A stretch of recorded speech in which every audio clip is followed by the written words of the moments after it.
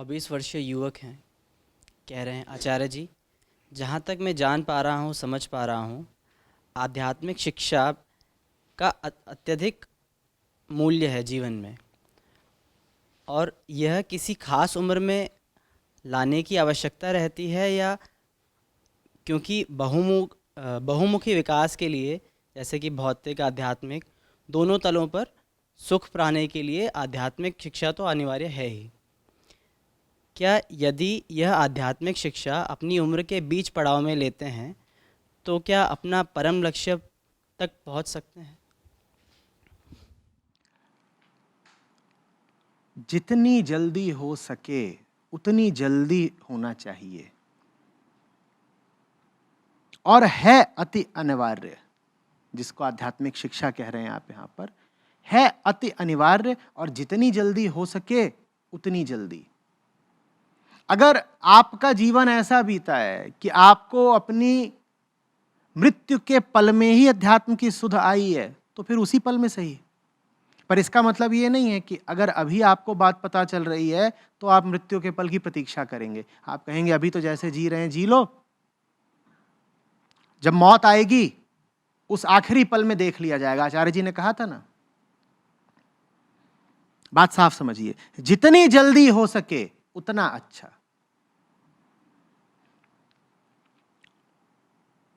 11 की उम्र होती है जब बच्चा समझने के काबिल हो जाता है। कौन सी समझ? अपनी समझ, आत्मावलोकन, आत्मज्ञान। 11 की उम्र से उसमें वो काबिलियत विकसित होने लग जाती है। 11 या 11 से पहले ही शुरुआत हो जानी चाहिए, देर जरा भी ना हो। लेकिन बहुत होते हैं ऐसे जिनके साथ देर हो गई होती है, तो भाई जब जागो तभी सवेरा।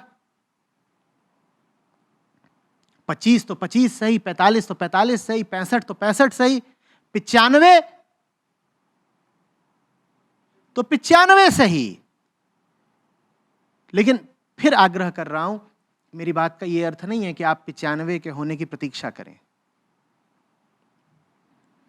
अगर आप 25 के हैं और ये शब्द आप सुन पा रहे हैं तो तत्काल अभी शुरू करें। क्या शुरू करना है? कोई नया अभियान नहीं, बस जो कुछ आपने शुरू कर ही रखा है उसके प्रति थोड़ा होश। ये सब मैं करता क्या रहता हूं, ये चल क्या रहा है जीवन में। अध्यात्म किसी नए कृत्य का नाम नहीं है। अध्यात्म अपने सब कृत्यों को ईमानदारी से देखने का नाम है, उनके पीछे के कर्ता का नाम पूछने का नाम है। कौन है जो मुझसे ये सब करवा रहा है?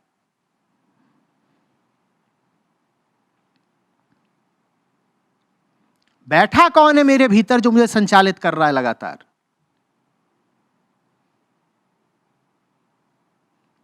मैं जिस उहापोह, उलझन, बेचैनी और डर में रहता हूं, क्या उसी में जीने के लिए पैदा हुआ हूं? ये सवाल है बस। क्योंकि बेचैनी है पहले से, डर है पहले से, उलझन है पहले से। आपको कुछ नया नहीं करना, वो तो पहले से ही मौजूद हैं। आपको बस पूछना है ये क्या है, ये क्यों आए, कहां से आए, अभिशप्त हूं मैं क्या इन्हें झेलने के लिए? ये अध्यात्म है।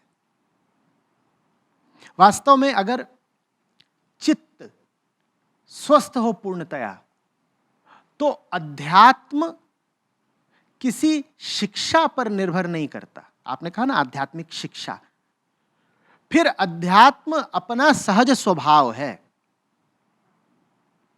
फिर ये बातें जो मैं कह रहा हूं, ये व्यक्ति स्वयं से खुद ही पूछ लेता है, पूछने की जरूरत भी नहीं पड़ती। बहुत सूक्ष्मता से जानता चलता है निरंतर, उसे पता होता है क्या हो रहा है। पर अधिकांशतः दुर्भाग्यवश ऐसा होता नहीं। अपने जीवन की यात्रा में हम इतनी गंदगी इकट्ठा कर लेते हैं अपने ऊपर कि सहज बोध कि हमारी आंख बिल्कुल कीचड़ से भर जाती है। उसे कुछ दिखाई देना बंद हो जाता है। अध्यात्म का मतलब है उस आंख की सफाई। आप देखना शुरू कर दें अपने आप को, अपनी दुनिया को, जीवन को, वो सब कुछ जो आपको दिखाई देता है, वो सब कुछ जो आपको सच्चा प्रतीत होता है, आप उसको देखना शुरू कर दें। देखने का मतलब है सच्चाई जानना, यथार्थ का परीक्षण करना। ये अध्यात्म है।